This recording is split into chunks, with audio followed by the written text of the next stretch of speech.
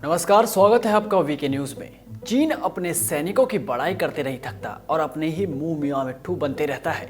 चीन के अखबार भी अपनी सेना को तो ऐसे दिखाते हैं जैसे कितने बड़े तुर्रम खान होंगे, पर सच ये है कि अंदर से चीन बिल्कुल खोखला है। आपने बांस की लकड़ियां तो देखी ही होंगी, ठीक वैसे ही अंदर से है चीन।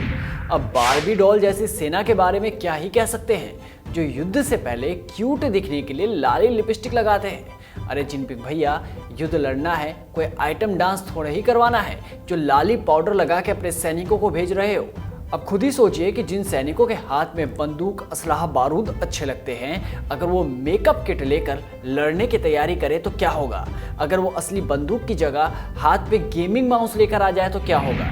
दरअसल चीन अब युद्ध सीधे तौर पर लड़ने की जगह वीडियो वॉर कर रहा है। हर हफ्ते एक नया वीडियो रिलीज कर देता है जैसे कोई आइटम सॉन्ग हो।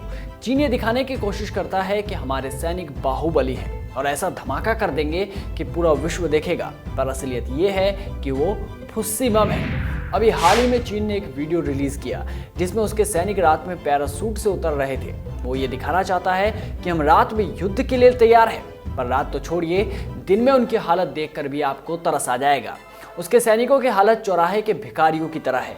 सूत्रों ने बताया है कि चीन के सैनिकों के पास ठंड से बचने के लिए कपड़ों की कमी हो गई है।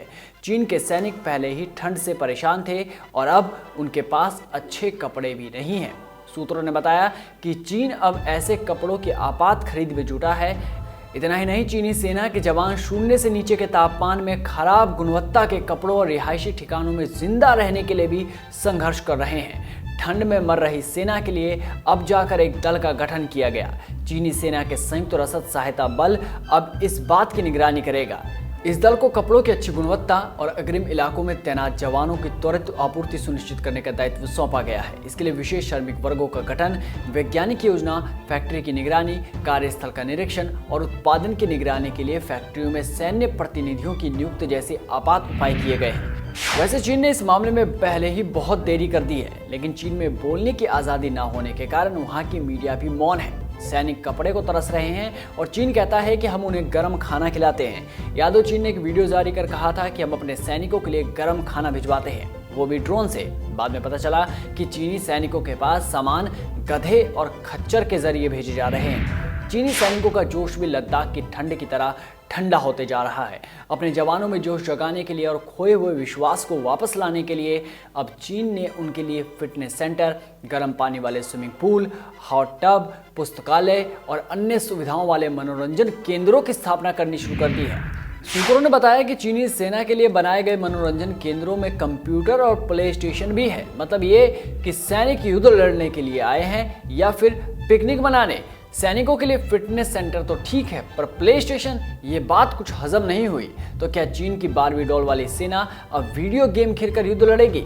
चलो अच्छा है, इन बारबी डॉल्स को घर में ही कैद रखो, इनसे गेम्स खिलवाओ। बस बाहर निकली तो कहीं नजर लगे ना लगे, ठंड जरूर लग जाएगी। जिस बर्फ में हमारे सैनिक कबड्डी खेलते हैं, उस बर्फ में चीनी सैनिक मोम के पुतले बने हुए हैं। हाल ही में चीनी सैनिकों की तस्वीर भी खूब वायरल हुई थी, जिसमें साफ तौर पर देखा जा सकता था कि ठंड की वजह से चीनी सैनिक ताश के पत्तों की तरह ढेर हो रही है। चीनी सैनिकों के चेहरे पर तनाव से ज़्यादा अपने जिंदा रहने की टेंशन ज़्यादा दिख रही थी। सिर्फ इतना ही नहीं, चीनी मीडिया का प्रोपेगेंडा भी देखिए। उन्होंने दिखाया कि सीमा पर मिसाइल परीक्षण किया गया है। बाद में पता चला कि वो तो गुब्बारा था। वैसे आपको बता दें कि LAC पर तापमान -30 डिग्री तक पहुंच गया है। ऐसे में यहाँ टिके रहने के लिए खास इंतजाम की जरूरत होती है। भारत ने इसके लिए विशेष इंतजाम किया है। भारतीय सेना ने यहाँ अपने सैनिकों के लिए स्पेशल घर बनाए गए हैं। इनमें आधुनिक व्यवस्थाएं हैं ताकि सर्दियों में तापमान में भारी गिरावट का असर सैनिकों पर ना पड़े। इसके अलावा सर्दी से बचने के लिए खास किस्म के गर्म कपड़ों का भी इंतजाम किया जा चुका है। वहीं चीन के सैनिकों की हालत एक घायल पड़े हुए आवारा कुत्ते की तरह है, जिसे अपने ही देश अब दुत्कार रहा है। फिलहाल तो 8 मुलाकातों के बाद भी चीन पीछे हटने को तैयार नहीं। तो बस इंतजार कीजिए, जल्दी खबर मिलेगी कि चीनी सैनिक सफेद कब्र में दफन हो गए। ये न्यूज़ आपको कैसी लगी कमेंट बॉक्स में ज़रूर बताएं। तब तक बने रहिए वीके न्यूज़ के साथ। नमस्कार।